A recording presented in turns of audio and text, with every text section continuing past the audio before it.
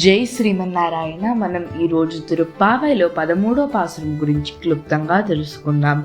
పుళ్ళిన్వాయ్ கீண்டானை பொல்லாவர கனை கிள்ளி களைந்தானை கீர்த்திமை பாடிப்போய் பிள்ளைகள் எல்லாரும் பாவை களம் புக்கார் வெள்ளி எழுந்து வியாசமுரம் கித்து புள்ளும் சிலும்பினகான் போதடி கண்ணினாய் குள்ளக்குளிர கடைந்து நீராடாதே பள்ளி கிடத்தியோ பாவாய் நீ நன்னானால் కళ్ళం తవిరిందు కలందేలో రెంబావాయ్. బకాసురుడు అనే పక్షి నోటిని చీల్చిన కృష్ణుణ్ణి, దుష్టుడైన రావణాసురుని 10 తలలు గిల్లేసినటువంటి రాముణ్ణి కీర్తిస్తూ మన చిన్ని గోపికలు వ్రతస్థలానికి చేరారు.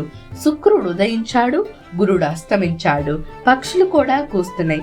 కలువుల మధ్యలో తుమ్మెదల వంటి కన్నులు కలదాన ఈ మంచి రోజున శ్రీకృష్ణ విరహతాపం తీరి చల్లపడేలాగా స్నానం చెయ్యకుండా పడుకున్నావేమిటి ఓ సుకుమారి, నీ తలుపు తెరిచి మాతో కలవవమ్మా అంటూ ఈనాటి 13వ పాసురంలో 8వ గోపికని మేలుకొలిపి తమతో చేర్చుకుంది గోదమ్మ. నీరాడాదే అంటూ నువ్వు స్నానం చేయకుండా ఎందుకు ఉన్నావు అనే దానికి అర్థం ఏమిటి అంటే, భగవత్ సంబంధం లేకపోతే అది నీరాడాది. ఇది ఎక్కడ చూడొచ్చు అంటే, తొండరెడ్డి పొడి ఆళ్వార్లు దేవదేవి అనే వేషతో కలిసి ఉన్నప్పుడు ఆయనకి భగవత్ చింతనం లేదు. ఆ స్థితిని నీరాడాదే అని అంటారు. మనం ఎప్పుడూ భగవత్ సంబంధంలో గడుపుతూ ఉండాలి.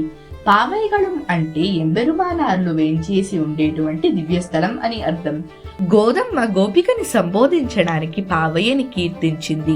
నామ సంకీర్తనలో భాగంగా రామకృష్ణ అని సంబోధించింది గోదమ్మ.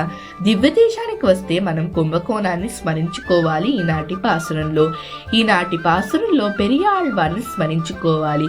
ఈయన పెరియాళ్వార్ తిరుముచి మరియు తిరుప్పల్లాండు అని 2 దివ్య ప్రబంధాల్ని అనుగ్రహించారు.